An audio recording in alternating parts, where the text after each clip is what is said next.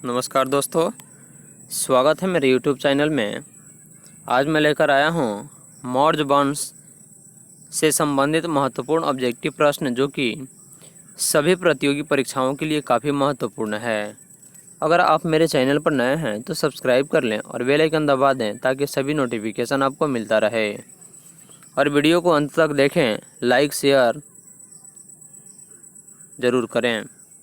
तो चलिए, आज का पहला प्रश्न है। सबसे पहले हम देखते हैं कि मौर्य यानी किस मौर्य राजा ने दक्कन पर विजय प्राप्त की थी। इसका उत्तर है चंद्रगुप्त ने। अगला प्रश्न है, मेगास्थनीज ने भारतीय समाज को कितने श्रेणियों में विभाजित किया था। कि मेगास्थनीज ने भारतीय समाज को कितने श्रेणियों में विभाजित किया यानी कि बांटा था। तो इसका उत्तर है आंसर 7। पाटलिपुत्र में स्थित चंद्रगुप्त मौर्य का महल मुख्यतः किसका बना था। तो पाटलिपुत्र, जो कि बिहार की यानी कि पटना का प्राचीनतम नाम है, और बिहार की राजधानी जो थी वह पहले पाटलिपुत्र में ही थी, लेकिन बाद में यह परिवर्तित होकर के पटना हो गया। तो पाटलिपुत्र में स्थित चंद्रगुप्त का जो महल था वह मुख्यतः किस चीज़ का बना होता था। इसका सही उत्तर है लकड़ी का। अगला प्रश्न है, पाटलिपुत्र को किस शासक ने सर्वप्रथम अपनी राजधानी बनाया था। उत्तर है चंद्रगुप्त मौर्य ने। किस अभिलेख से यह साबित होता है कि चंद्रगुप्त का प्रभाव पश्चिम भारत तक फैला हुआ था।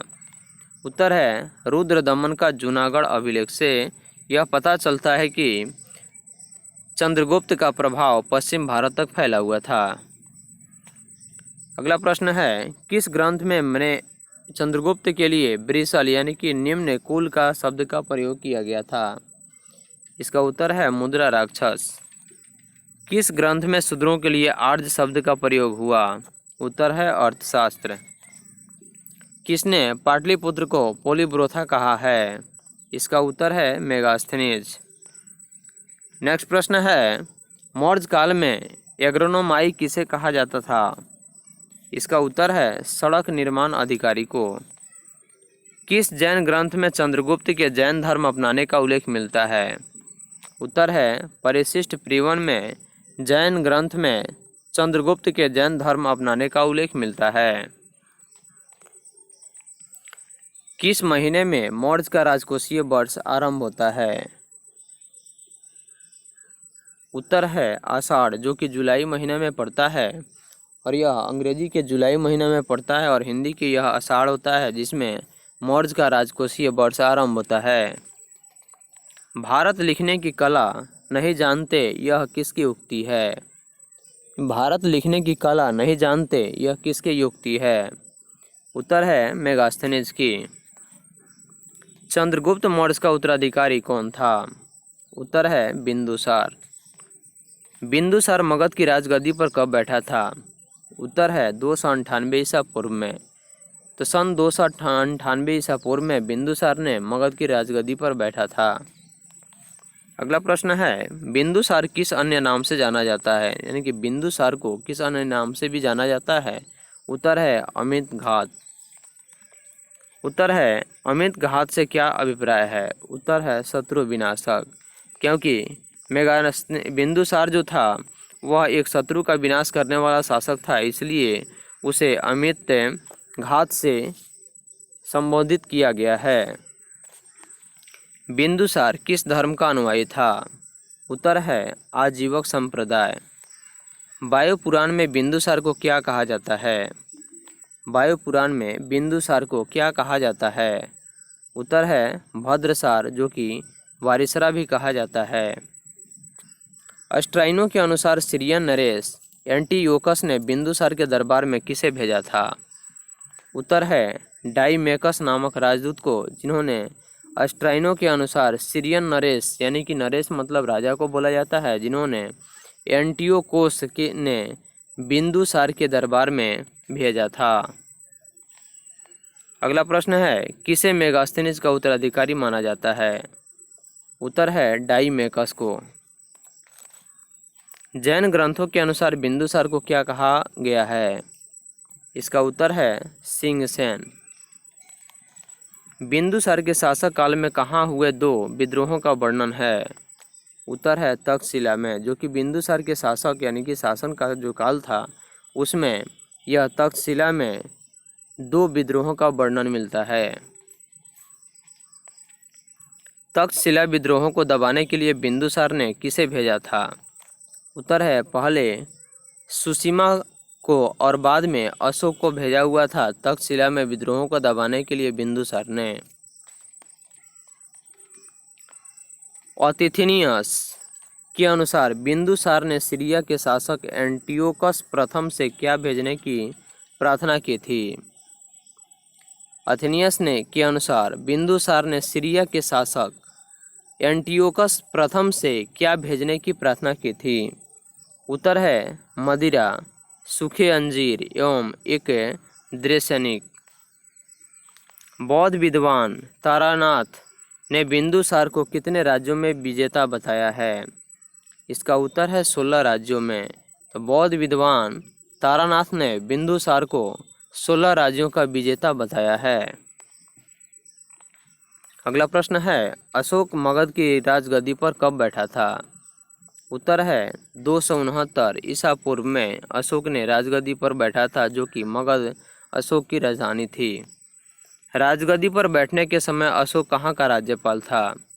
राजगद्दी पर बैठने के समय अशोक कहाँ का राज्यपाल था? उत्तर है अवंती का। किस अभिलेख में अशोक का नाम अशोक मिलता है? इसका उत्तर है मास्की एवं गुर्जरा अभिलेख में अशोक का नाम अशोक मिलता है। पुराणों में अशोक को क्या कहा गया है? उत्तर है अशोक वर्धन। अशोक ने कलिंग पर कब आक्रमण किया था? उत्तर है 261 ईसा पूर्व में और उसी समय से सम्राट अशोक ने हथियार को त्याग करके अब बौद्ध धर्म को अपना लिया। आक्रमण के समय कलिंग की राजधानी कहाँ थी? इसका सही उत्तर है तोसली। प्लानी के अनुसार मिस्र के राजा फिलाडेल्फस यानी टॉलमी द्वितीय ने किसे अशोक के दरबार में भेजा था? इसका उत्तर है डियानिसियस। अशोक ने किस बौद्ध भिक्षु से बौद्ध धर्म की दीक्षा यानी कि अशोक ने किस बौद्ध भिक्षु से बौद्ध धर्म की दीक्षा ली थी? उत्तर है उपगुप्त से। अशोक ने आजीविकों को रहने हेतु कहाँ 4 गुफाओं का निर्माण करवाया था? अशोक ने आजीविकों को रहने हेतु कहाँ, तो यह बराबर की पहाड़ियों में उन्होंने 4 गुफाओं का निर्माण करवाया था। बराबर की पहाड़ियों में स्थित 4 गुफाओं के नाम क्या थे? उत्तर है कर्ज, चोपार, सुदामा और विश्व झोपड़ी। यह 4 एक ऐसे स्थान थे जिसका निर्माण बराबर की पहाड़ियों में हुआ था।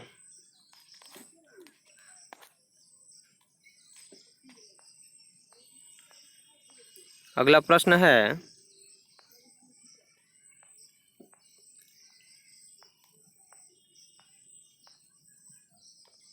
अशोक के पौत्र दशरथ ने आजीविकों को कौन सी गुफा प्रदान की थी? इसका उत्तर है नागार्जुन। अशोक की माता का नाम क्या था? इसका उत्तर है शुभदांगी। अशोक ने बौद्ध धर्म के प्रचार के लिए पुत्र महेंद्र एवं पुत्री संघमित्रा को कहाँ भेजा था? इसका उत्तर है श्रीलंका। तो सम्राट अशोक ने अपने पुत्र महेंद्र और पुत्री संघमित्रा को अशोक ने बौद्ध धर्म प्रचार करने के लिए श्रीलंका भेजा था। भारत में शिलालेख का प्रचलन सर्वप्रथम किसने किया था? उत्तर है सम्राट अशोक ने। अशोक ने अभिलेखों में किस लिपि का प्रयोग हुआ था? इसका उत्तर है ब्राह्मणी, खरोष्टी, ग्रीक एवं अरमाइक। यह 4 ऐसे भाषा लिपि थे जिसमें अशोक ने अभिलेखों का निर्माण यानी प्रयोग कराया था। ग्रीक एवं अरमाइक लिपि का अभिलेख कहाँ से प्राप्त हुआ था? उत्तर है अफगानिस्तान से। खरोष्टी लिपि के अभिलेख कहाँ से प्राप्त हुआ था? उत्तर है उत्तर पश्चिम पाकिस्तान से। ब्राह्मणी लिपि के अभिलेख कहाँ से प्राप्त हुए? उत्तर है शेष भारत से।